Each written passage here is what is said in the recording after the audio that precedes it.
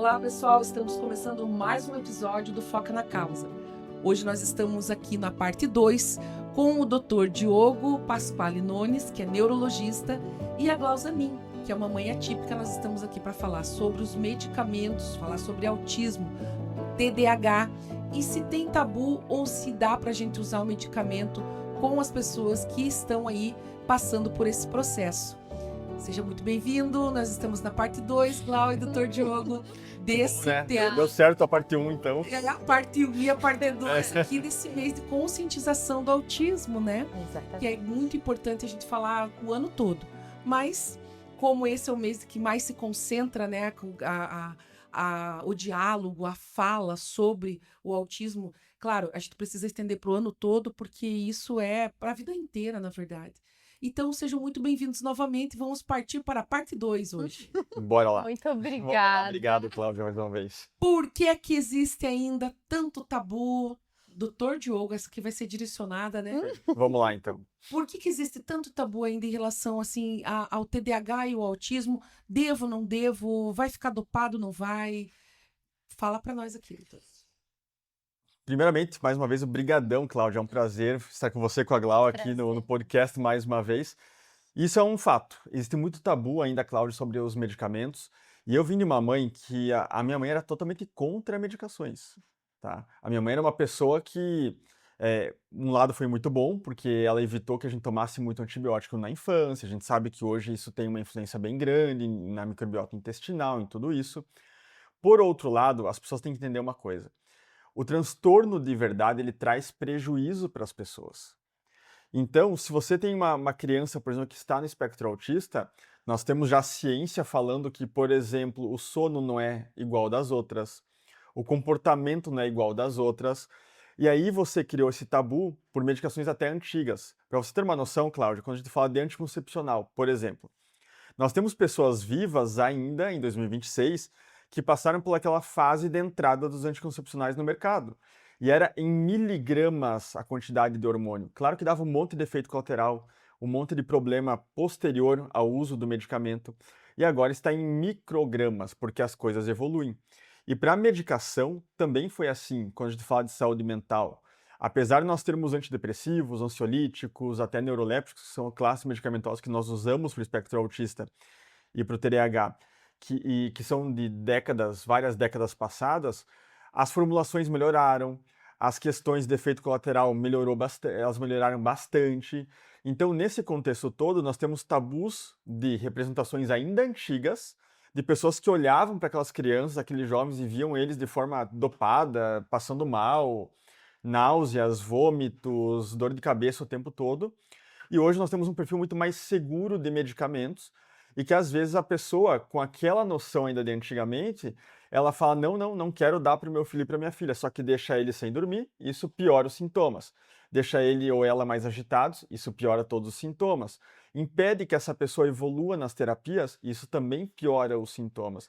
A gente vai falar daqui a pouquinho, mas tem que ser selecionado para quem faz o medicamento. E aí é outra história também. Eu estava assistindo o Felca, eu sigo, e ele tem TDAH, né? Uhum. E ele estava dizendo como ele melhorou depois que ele começou a tomar medicamento, como ele melhorou.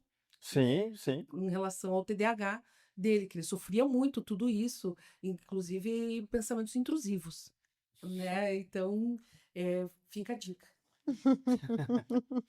Em quais situações a medicação realmente passa a ser indicada e como a decisão deve ser tomada?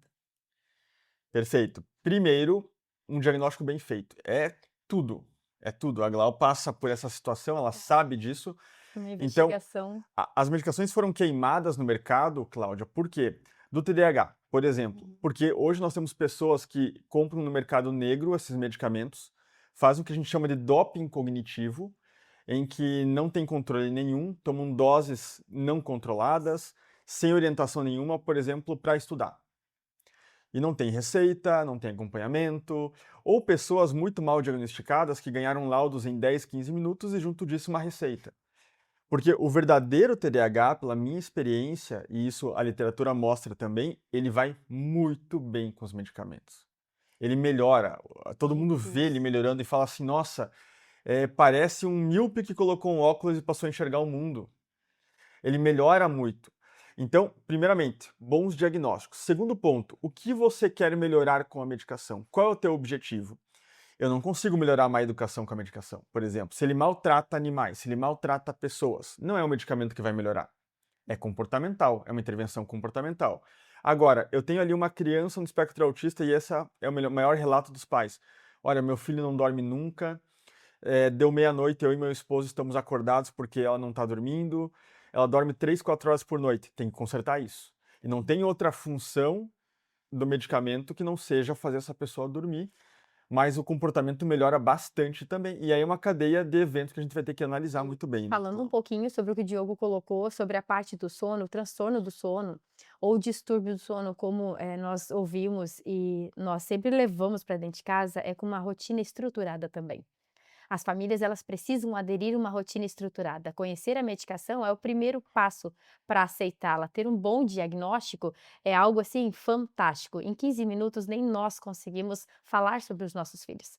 Nós pincelamos situações e estamos o tempo todo.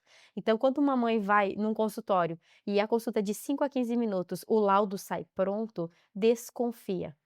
Porque a investigação ela precisa ser feita com multidisciplinar, com muitos profissionais. Então, é fono, é psicóloga, é o doutor, é o neuro. Se isso não foi feito, alguma coisa está errada. E a medicação, ela vai auxiliar e vai reduzir drasticamente os sintomas, tornando aquela criança mais calma, mais produtiva. Então, o preconceito, ele também está atrelado a essa investigação mal feita, a esse preconceito que Com vem, certeza nossa, absoluta. de Com anos. certeza. E ao ver exemplos que não dão certo, nós levamos para a nossa vida. E aí, do nada, aparece uma mãe e comenta: meu filho é desta forma, faz tudo isso. Nossa, parecido com aquele. Isso é TDAH. Então, tendo como base o outro e comparando, é errado, somos únicos. Não podemos colocar dessa mesma forma. É isso mesmo.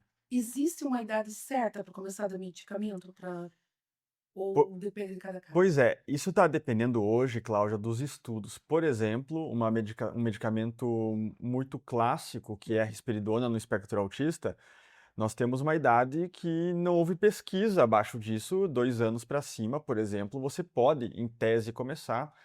Nós estamos avançando com as pesquisas para os antidepressivos também.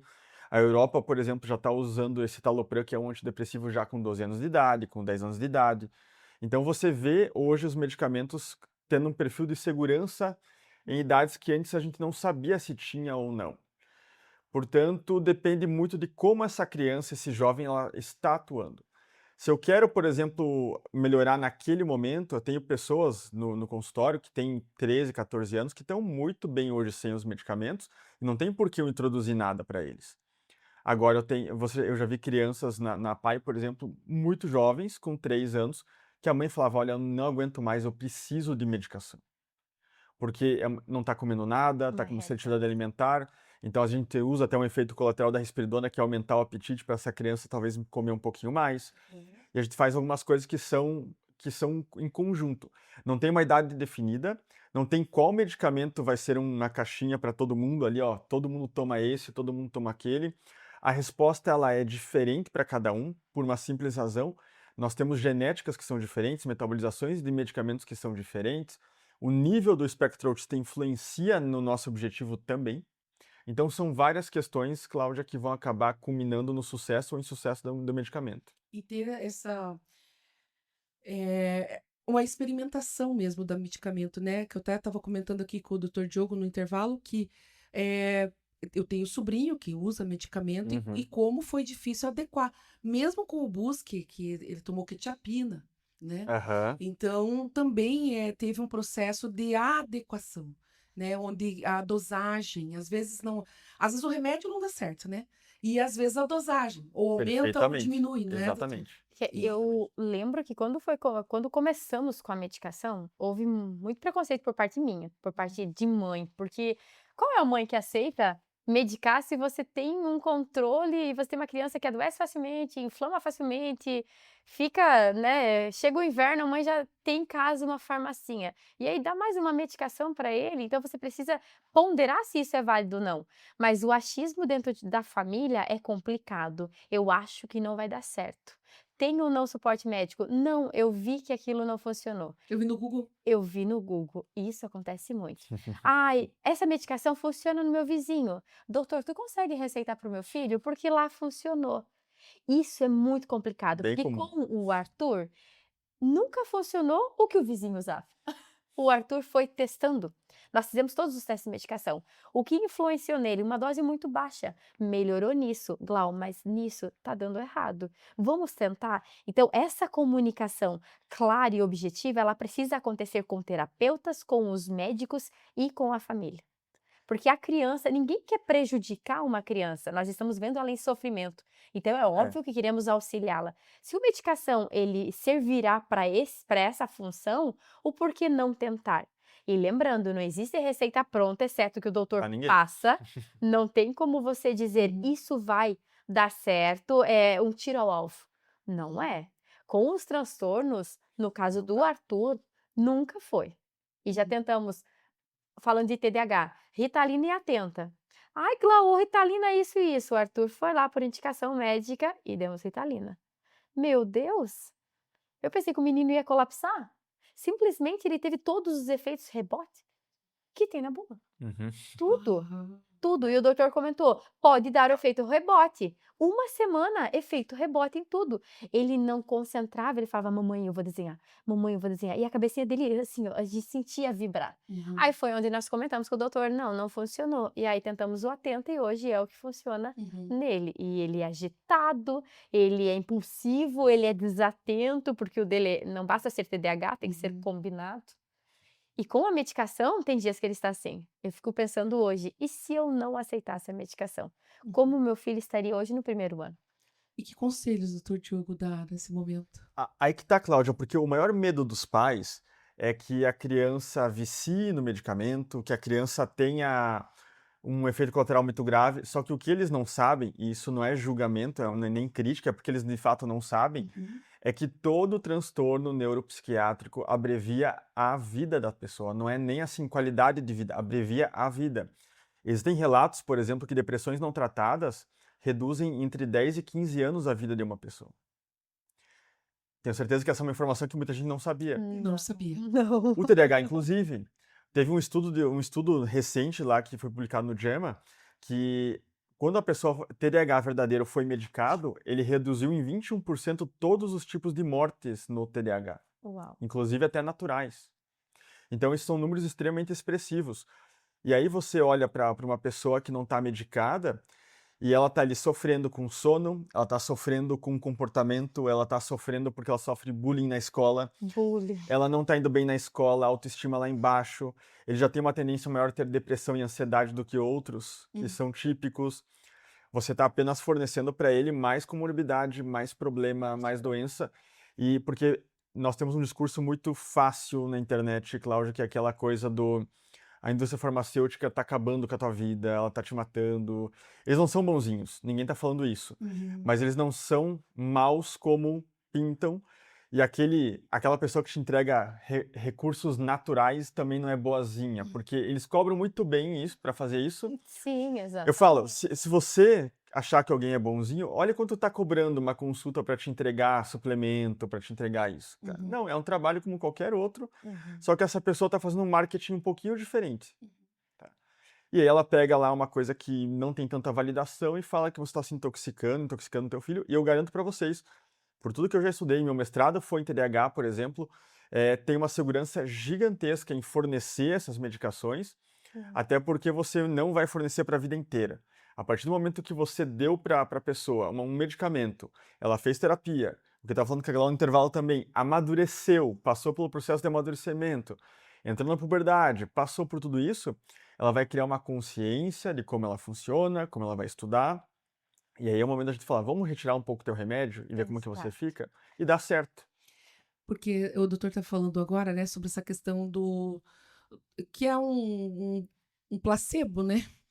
Então, essas pessoas que fazem isso, elas pegam que público? Aquele que não gosta de tomar medicamento, que é contra, que a maioria, eu acredito que seja, né? Eu Sim. também não gosto de ficar tomando medicamento Ninguém assim, gosta. né? Ninguém gosta. Então, opa, mas se esse aí que é mais natural, então ele dá certo, vai lá e paga muito mais caro e não dá certo do mesmo jeito, né? E sabe que eu acredito que isso também tem a ver com aquela família que ela já está em sofrimento. Uhum. Aquela família que já está Exatamente. Tenta de desassistida. tudo, né? Eu não aguento mais nada, né? Tudo, ouve opinião de tudo, entra na internet e foca naquelas verdades que são verdades puras. Sim, Claro que nem tudo que está na internet é ruim, mas tem tudo que está na internet é bom. Nós exatamente. precisamos precisamos ponderar tudo isso. E aí o que a família faz? A família, ela aceita essa medicação natural, tentando dar uma resposta e uma reafirmação de que o doutor estava errado.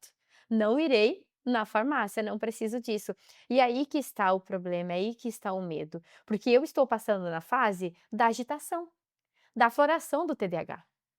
Do dia que meu menino acorda e pula no sofá, pula na cama, sai correndo de um lado do outro, me abraça, do nada ele não quer nada comigo, ele briga com o irmão, cai em choro, tudo ao mesmo tempo. Uhum. E isso estando medicado. Eu imagino Se não que tivesse. sem a medicação eu enlouqueceria. Sim. Então, o TDAH é algo tão sério e precisa ter tanta relevância ao falar sobre isso e deixar essa banalização que tem acontecido muito nas redes sociais Bastante, bastante. de lado. Uhum. Porque nós brincamos, assim, ó, o TDAH, eu tenho certeza que eu sou hiperativa. Porque isso sempre fui. Mas eu amadureci. Eu aprendi. Lá atrás não fui diagnosticada, não fui atrás de médico. E eu vejo que eu consigo administrar. Eu sei quando eu estou ansiosa, eu sei quando eu preciso me acalmar, porque eu sou adulta. Como uma criança de 6 anos faz isso? Não vai Como? conseguir isso. Não, e não consegue. Não. Então, o sofrimento dos pais é porque assim, ó, Glau, eu tô 2 noites sem dormir. E isso é o que acontece hoje em E é dia. pesado, e é É muito pesado. pesado. Muito pesado. Muito O pesado. sono do Arthur regulou 100%.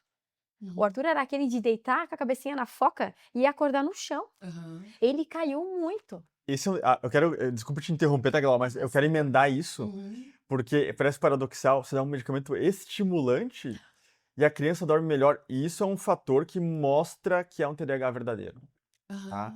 É um fator que a gente usa como bastante parâmetro de alguns TDAHs melhorarem o sono com o uso de estimulantes. Funciona.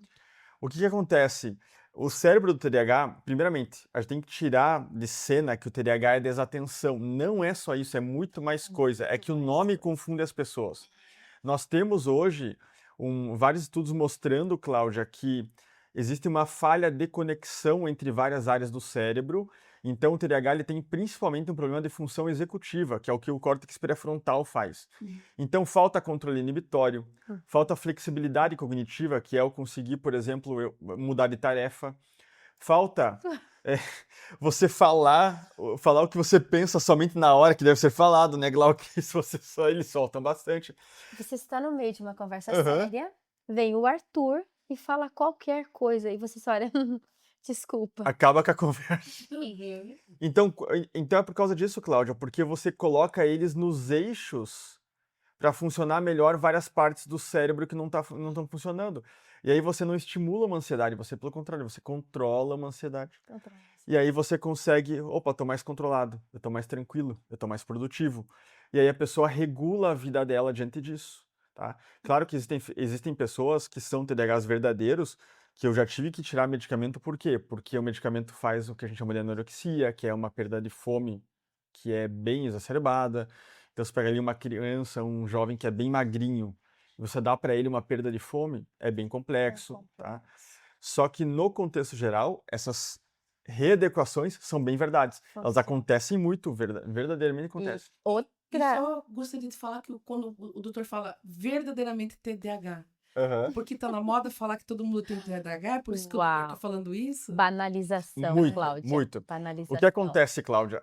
É o capacitismo. Vamos voltar lá para o tempo das cavernas. Uhum. Nós tínhamos um cérebro já formado há 35 mil anos, qual que era a função das pessoas que viviam naquela caverna? Sair para caçar, fazer fogo, não morrer. Basicamente era sobrevivência. E sobrevivência, ela gira em torno do quê? Alimentação, reprodução da espécie, sono, busca de água e por aí nós vamos. O nosso cérebro, ele está preparado para isso. Ele não está preparado. Imagine você na savana africana abrindo essas tuas anotações. O que aconteceria com você, Cláudia? Você seria pega pelo predador na hora. Na hora. E o nosso cérebro não evoluiu para mexer com rede social, para ficar em tela, para fazer leitura, inclusive. Então é natural nós, como seres humanos, não gostarmos e não ficar adequado a uma leitura. Não é normal você ficar 8 horas por dia trabalhando. Uhum. Você cansa. E aí a pessoa fala para mim, olha, Diogo, eu tô tão desatenta, não sei o que acontece comigo, acho que eu sou um TDAH. E daí você pergunta, como que é a tua rotina? Bom, eu tô dormindo 4 horas por noite, porque eu tenho problemas em casa dos meus filhos que não dormem. Eu tenho que trabalhar 12 horas por dia em 2 vínculos empregatícios, porque para sustentar todas as terapias e coisas assim. Olha, vamos corrigir primeiro um pouco a tua rotina, para depois a gente ver como que tá a tua desatenção. Entendi. Entendeu? E aí que vem um monte de diagnóstico errado do TDAH. E é pior ainda, Cláudia, você pega uma pessoa super sobrecarregada e põe um estimulante para ela não dormir mal, para ela não ficar ansiosa. Não. Uhum. É o contrário, entende? Um exemplo que podemos dar em tempo de faculdade. TCC. Um cansaço gigantesco. Você imagine, naquele cansaço todo, poucas horas dormidas. Sempre. Todo mundo passou por isso. Nós queremos entregar o trabalho, produzir de acordo o que acontece. Durante o dia, muitas vezes a pessoa ou é 880, né? Muito sonolenta ou muito agitada. Nossa, ele é TDAH. Acabou? Uhum. Meu Deus, olha a situação dele.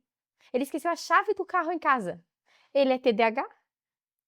E aí, os TDAHs verdadeiros, como nós comentamos, acabam sendo banalizados, sofrendo bullying, Uhum. sofrendo um preconceito que é tão difícil desmistificar. Porque como você vai discutir com uma sociedade que está crente que tudo que está agitado e rápido é TDAH? E aí acabou, né? Não, e o sofrimento de uma criança, falando do combinado, é a desatenção, é a impulsividade e a hiperatividade. Me corrija se eu estiver errado. É isso aí. Não, é isso aí O realmente. Arthur tem os 3. Não pule, ele já pulou.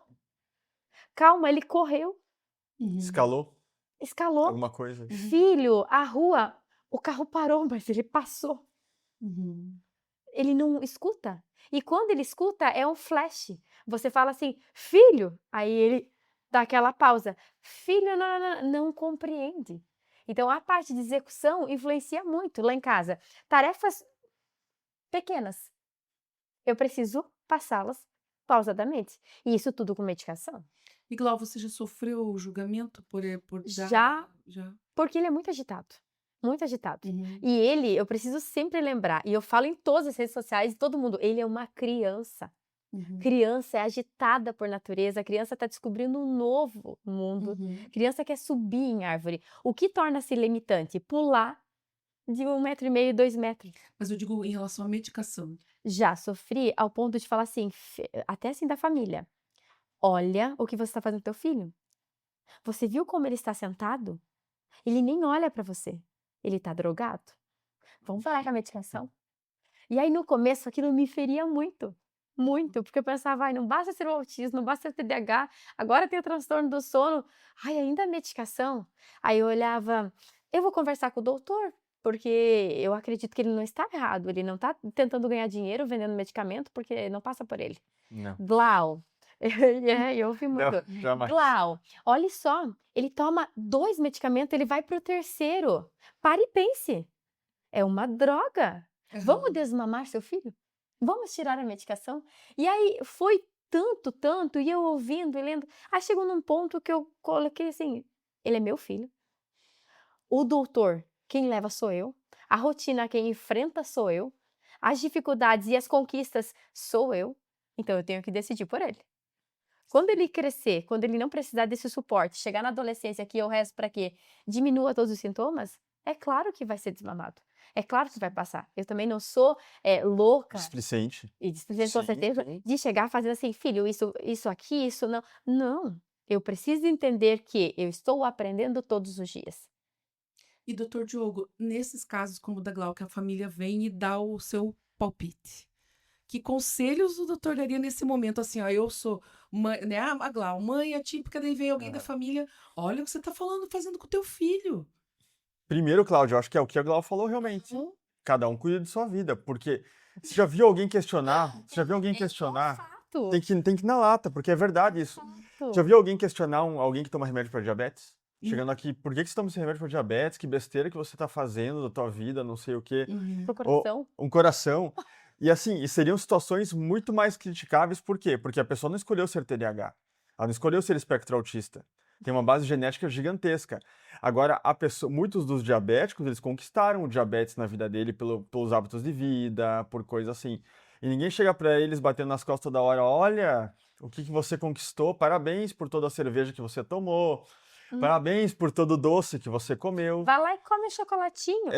Não, vai lá, viva a vida agora. Não, você tem que se cuidar, tem que tomar teus remédios. Todo mundo fala isso pro diabético, pro hipertenso, pra pessoa com problema cardíaco. Agora, quando vem saúde mental, não, é fraqueza, é falta de cinta, você não tá pondo limites, você não tá fazendo o que deve ser feito. Então, a dica que eu dou pro pai e pra mãe é, primeiro, a tua relação é com o teu filho, com a tua filha, com os profissionais. Com todo respeito, mas o que o teu irmão fala, o que a tua avó fala, o que a tua tia fala, não importa, a não ser que elas tenham conhecimento da área para dar alguma opinião. E quem tem conhecimento não vai dar uma opinião furada no sentido não dê nada de medicamentos, se for um caso para medicar realmente, tá? Porque, falando de toda a situação, nem todos são iguais, são únicos, então a medicação que o Arthur hoje toma não vai funcionar para o amigo dele. Não vai funcionar, talvez, para outra criança. Então, isso é de acordo com quem entende, com quem estuda, para que esse medicamento seja oferecido, seja dosado. A dosagem importa muito. Então, hoje eu acionei o botãozinho de assim, fala.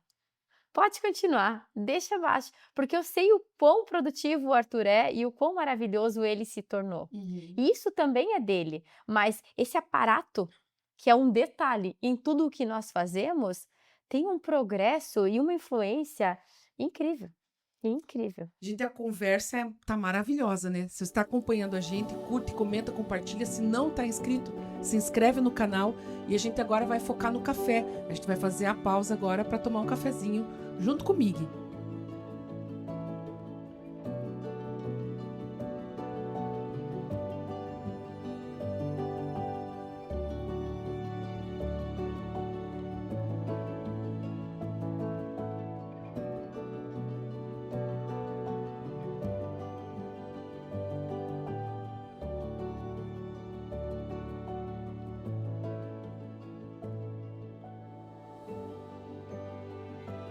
Agora nós já tomamos o cafezinho do Mig, estamos voltando com a nossa conversa, mas para a mensagem final da Glauzanin e do Dr. Diogo. Se inscreve no canal, curte, comenta, compartilha com as pessoas que precisam saber desse assunto.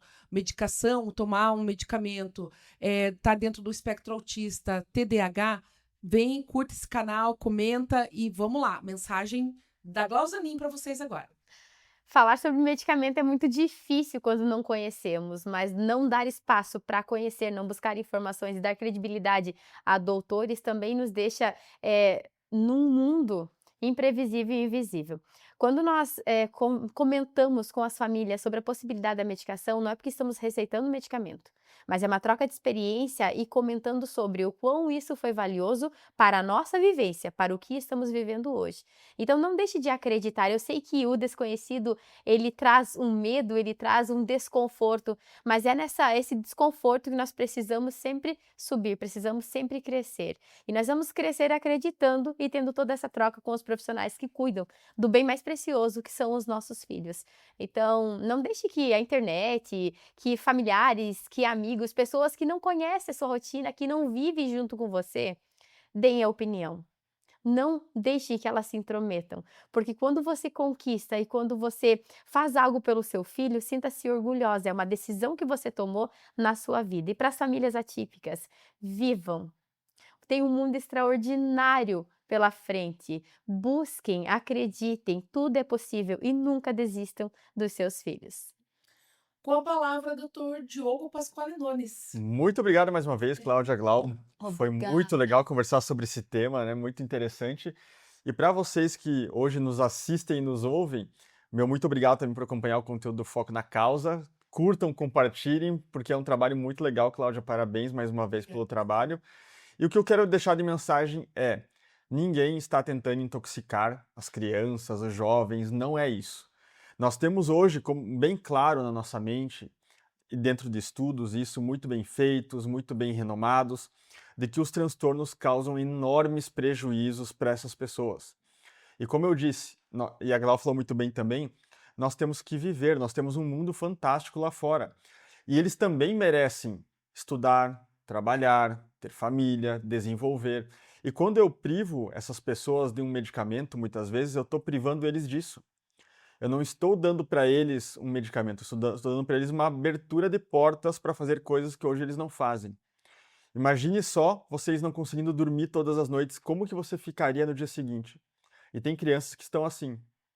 Então, quando a gente precisa nos colocar na mente do outro, no sapato do outro, é quando a gente vai olhar para tudo isso e falar, beleza, eu vou fazer isso com muita responsabilidade, com pessoas que entendem, que têm carinho, que são responsáveis. E aí sim, as coisas dão certo, as coisas caminham, tudo dentro de um parâmetro que não é nem o exagero e nem a falta. E é isso que eu quero deixar de mensagem. Então, procurem bons profissionais, se orientem, que as coisas tendem a caminhar muito bem quando tudo isso acontece. E só complementando a fala, não estamos dizendo que é fácil. Ninguém Não, colocou jamais. aqui uma realidade que é fácil de se viver, que é tudo flores, Isso não vai dar 100% certo. Não vai, não é assim. São tentativas, são erros, são noites mal dormidas, até a adaptação, até a medicação funcionar dentro daquela criança. Mas não desistam porque a primeira medicação não deu certo. Sempre sejam sinceros com os médicos e não deixem de medicar as suas crianças. Se tem uma receita, se tem um suporte médico, é porque aquilo é necessário. Essa via de mão dupla, essa conversa que tem que ser feita, ela tem que ser muito clara. Totalmente, Que é verdadeira. totalmente Ninguém claro. está aqui para iludir ninguém. E Cláudia, muitíssimo obrigada. Esse mês de abril ele fechou com chave de ouro. Eu que É um agradeço a prazer estar aqui Bom, com Cláudia, obrigado mesmo. Prazer estar com o Diogo e que o Foca na Causa decole cada vez mais. Sucesso Que sempre. assim seja. Amém. Obrigado, Cláudia. Eu que agradeço. Pessoal, agora a gente já está assim, todo último dia do mês, nós temos o Saúde, que é sobre a mulher, né? Saúde da mulher, com Mulher em Foca, que é com a enfermeira ali no Stoibel. E eu tô aqui lançando agora o convite para o Dr. Diogo Pasquale Nones para a gente fazer o Foca na Causa na Saúde Mental. Então já está convidado, doutor, para que a gente pelo menos uma vez no mês Com o a maior gente prazer. possa falar sobre saúde mental. Super. Com o maior prazer. Com o maior prazer. Estamos aguardando. Se já Quase não tá gosto do aceito. hein? tema. Já tá aceito, hein? O pessoal tá assistindo, tá cheio de testemunha, doutor Diogo. Quase não gosto do tema, Cláudia. Não tem pra... Nada. Tá fechado. Então, olha, gente, curte, comenta, compartilha. Muito obrigada por ter ficado até aqui e até o próximo episódio. Foca na causa com a gente. Tchau, gente. Tchau, tchau. Obrigado, pessoal.